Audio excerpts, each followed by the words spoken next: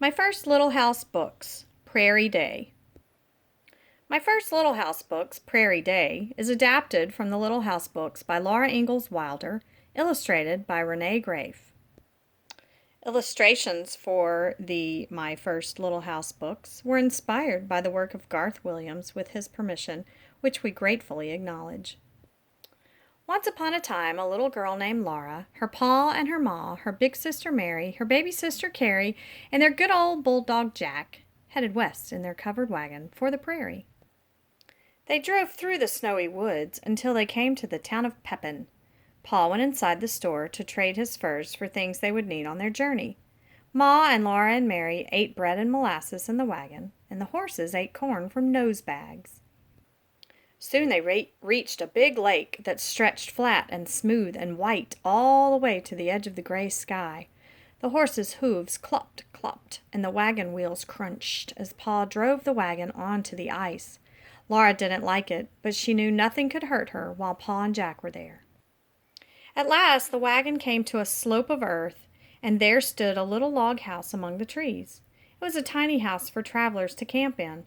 That night, Laura and Mary and Ma and baby Carrie slept in front of the fire while Pa slept outside to guard the wagon and the horses. Every day, after they had traveled as far as the horses could go, and every night, they made camp in a new place.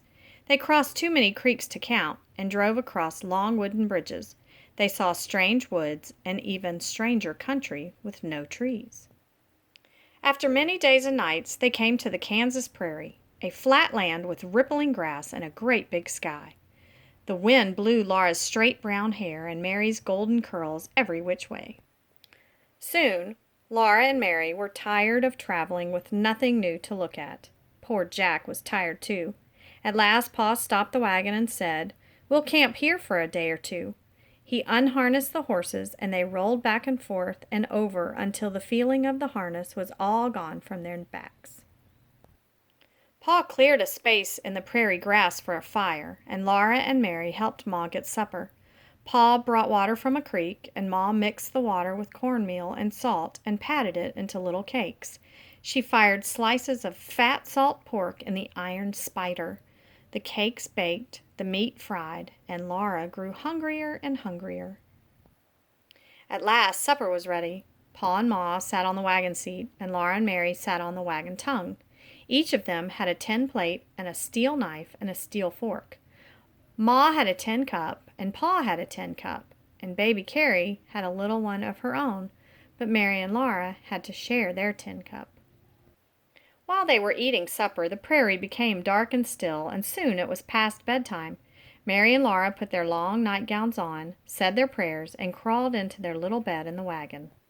The next morning, they all sat on the clean grass and ate pancakes and bacon and molasses. All around them, tiny birds were swinging and singing in tiny voices. "Dicky, Dicky!" Laura called to them. "Eat your breakfast, Laura," Ma said. "You must mind your manners, even if we are 100 miles from anywhere." After everything in the camp was tidy, Pa went hunting and Laura and Mary went exploring. It was fun to run through the tall grass in the sunshine and the wind.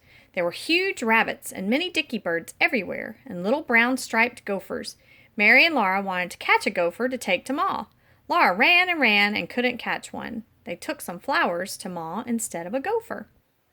Before long, the sun was low and Pa was coming across the prairie. Laura jumped up and ran to him and hippity-hopped through the tall grass beside him. That night after supper, Pa's fiddle sang in the starlight. The large bright stars hung down from the sky, and Laura thought the stars might be singing too. Soon it was time for little girls to be in bed, so Ma tied on their nightcaps and tucked them into bed. Tomorrow they must be on their way again to find their new little house on the prairie. The end.